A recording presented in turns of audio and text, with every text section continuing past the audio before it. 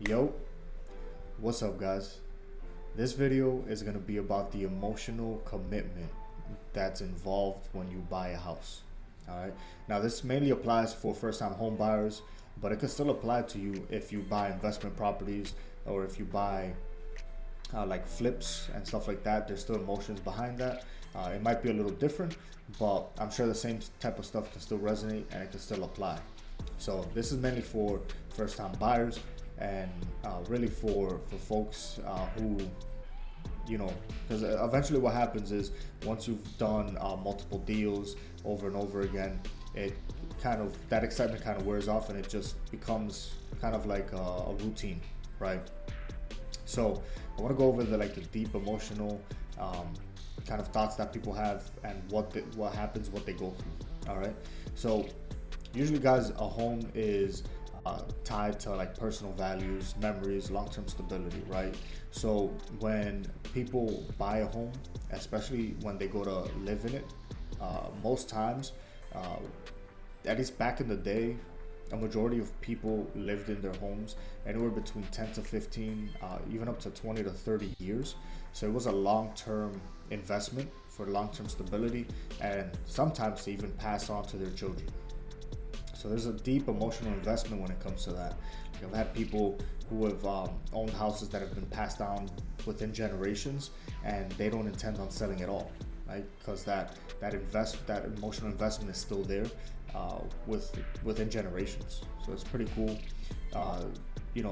It's very similar to owning something, whether it's material, like let's say a family heir or something like that, where it gets passed down. The home is no different, right? It requires ongoing care, attention, and commitment.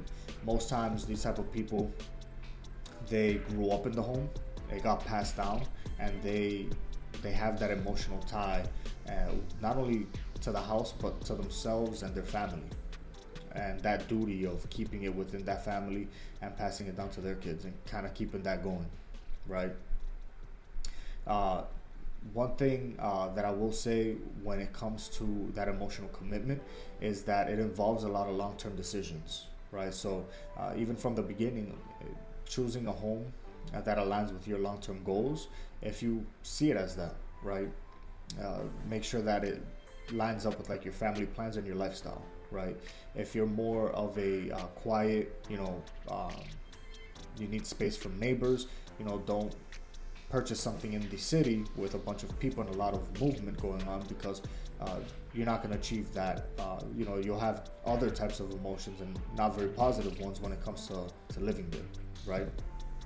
But I'm talking for this video is that positive emotion of knowing that you made the right choice and that you love where you're at and how you got there.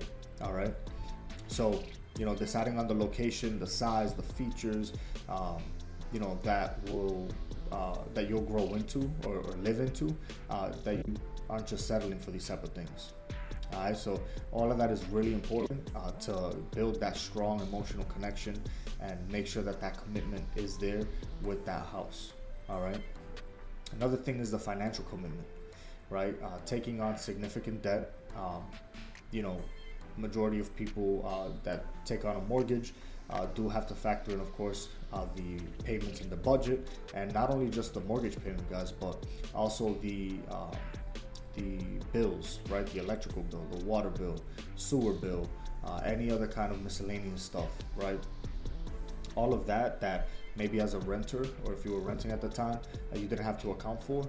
Those are all things that you need to commit to now when buying a house, and it could be emotionally draining, especially because life happens. People might lose their jobs, people might get laid off, or whatever the case may be. Some people sickness and stuff like that. Unfortunately, life happens, but that's that emotional piece of it where you do have to remain strong. Understand that there are things, or programs, things that can help out with that type of stuff, to kind of see it through, and make sure that commitment is still there with the house, and you don't just get desperate or whatever the case may be, and end up moving on, right? that sense of security and fulfillment that comes with that.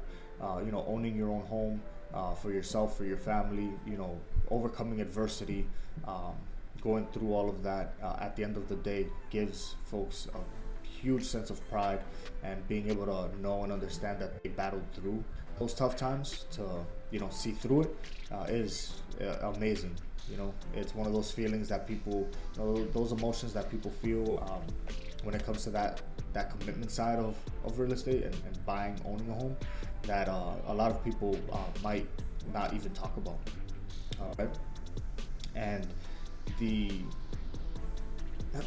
final kind of piece to it is the adaptation, kind of like over time. What do I mean by that is that over time you're gonna have to adapt to your home, whether it's making repairs, whether it's maybe building an addition or an in-law, or maybe making it smaller or adding a garage, adapting your house to your needs.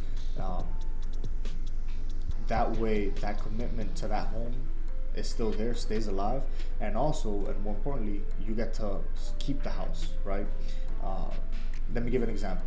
And a lot of folks, what they'll do is, as the family gets bigger, they'll sell their house and move into a bigger home. Where other folks I've seen build in-laws, right, or finish the basement, or do a bunch of other type of stuff, or maybe finish the attic on their single family houses, all within like city rules, regulations, permits, and all that type of stuff. But needless to say is that would save, more than likely save time, effort, and money than selling the house, losing on that depreciation and all that type of stuff, to then not to mention the added cost of selling, to then buy a bigger house, different neighborhood, moving, accommodating furniture and all that type of stuff. So just different avenues on figuring out how to adapt your home to how your lifestyle kind of changes over time.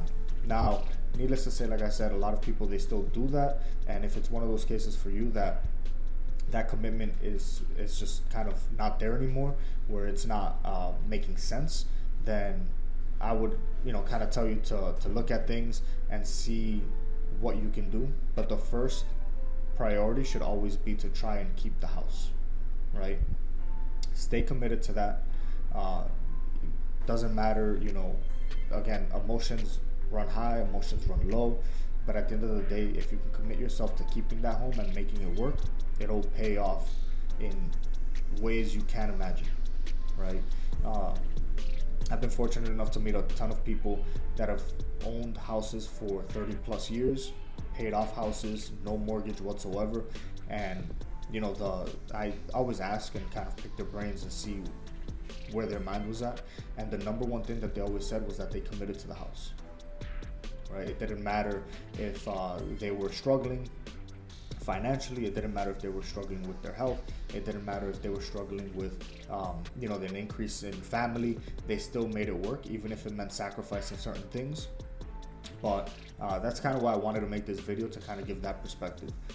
Those conversations with those people kind of got my mind working and churning, and I wanted to kind of lay that out there for you guys to know about that emotional side for committing to a house. What are some of the things that you need to look out for, and how to kind of make it work. All right, guys, so let me know your thoughts. Please like the video, subscribe to the channel. As I always say, I'll see y'all in the next one. All right, take care.